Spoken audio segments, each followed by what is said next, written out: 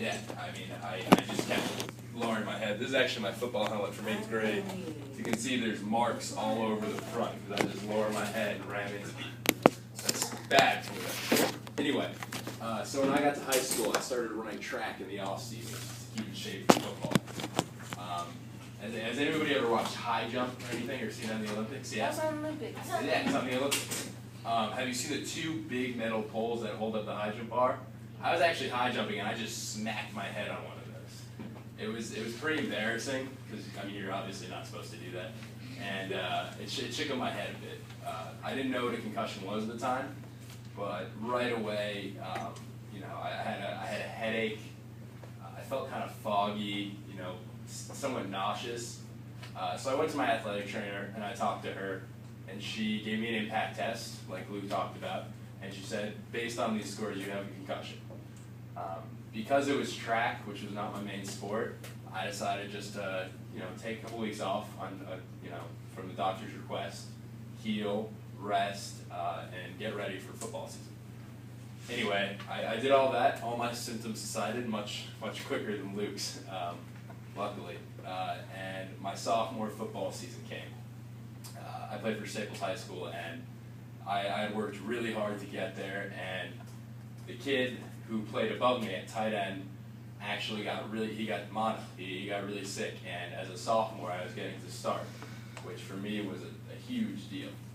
I played the first couple of games. I played okay, and then I believe it was the 4th or 5th game against Decatur High School in the 4th quarter. I lowered my helmet, took a helmet-to-helmet hit with another kid, and right away it was much worse than the last time. I kind of blacked out for a second, and then the first thing I remember is just foggy, but like really the lights were very bright. I couldn't really walk straight. I didn't remember the plays they were calling in the huddle. And my brain was just completely jumped, and it really scared me. But I finished up the game. I got back to the locker room, and I made a quick decision that I had worked really hard to get to the point where I was at, and I wasn't going to tell anybody. I was just going to finish up the season, play through the concussion, and see what happened. This was not a good idea. The next couple of weeks were awful. Couldn't sleep. Headaches were constant. Couldn't really remember much. I'd be going to class. I wouldn't get good grades. All my grades dropped. They got really bad, especially math. I would get C's, which was, you know, usually B's or A's. It was, I mean, headaches constantly, and then I'd have to go to practice every day, keep hitting heads. I'd have to play in the games, keep taking hits. But I decided as soon as the season was over, I was going to report the concussion, get it treated, and I'd be fine. I made it to the day before our final game, the day before our Thanksgiving game. A practice we used to do in the locker room before practices, we would wrestle each other, and we'd, you know, put the sophomores, the little guys, against each other, you know, fight, wrestle around, see what would happen. I was wrestling a buddy of mine actually, and you know, normal wrestling, and then he just slammed me on my head, picked me up and slammed me. I don't remember any of this. I don't remember about an hour or two. There's actually a video of it. It's a pretty disgusting video. You see my eyes roll in the back of my head, and you see me go unconscious for about a minute. I've seen the video. It's disturbing. Yeah, I don't think you want to see it. I want to see it. We'll see. We'll talk after. Anyway, I don't remember what happened, but from what my friends tell me, they put me in my locker where I was basically passed out, couldn't really talk, sweating profusely, just kind of like doing like this.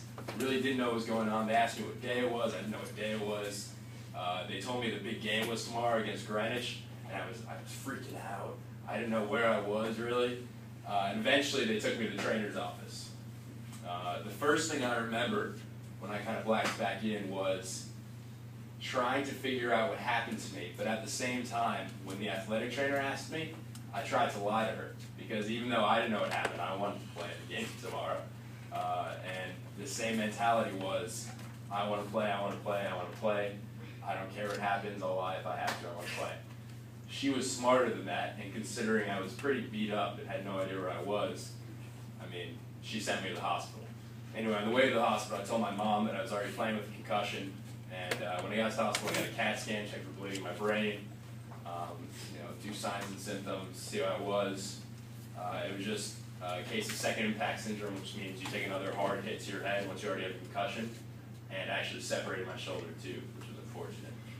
But after a couple weeks rest, on the doctor's orders, I was back in school and I was back working out for the next season. I had no lasting symptoms after that I knew of. Felt fine.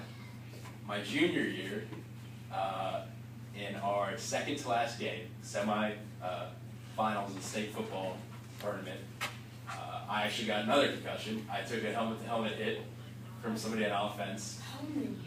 You'll see, there's more.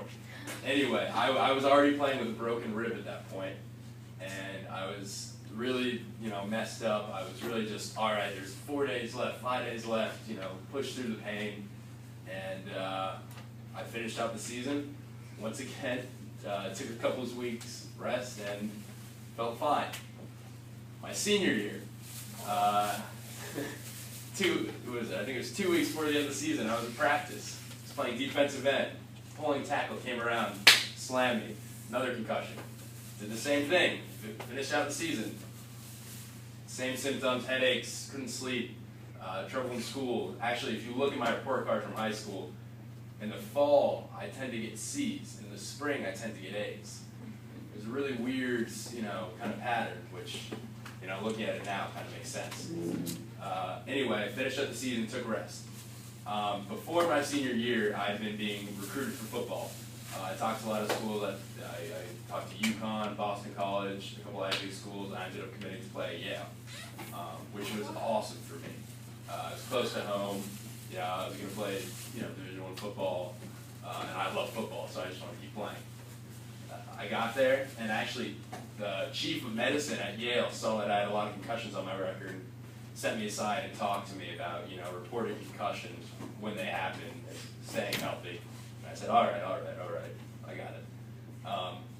About a week or two into preseason, I was doing a drill that I'd done 100 times in high school, and I guess I just wasn't used to the speed of these 22-year-old, 250-pound guys running at me, and I lowered my helmet, took a helmet-to-helmet hit. The concussion didn't seem, I knew right away, yeah, go ahead. My coach last year, he told me that never lower your head when Never. someone's coming at you. I wish I knew that sooner. That is the number one Especially rule. when you have a board trying to get what you're trying to tackle. If you're trying to tackle, let me tell you right now, if you're trying to tackle anything, never lower your head. Yeah? But don't you have those little padded things in there? They don't do much because you still get, you have pads in there, but if you take two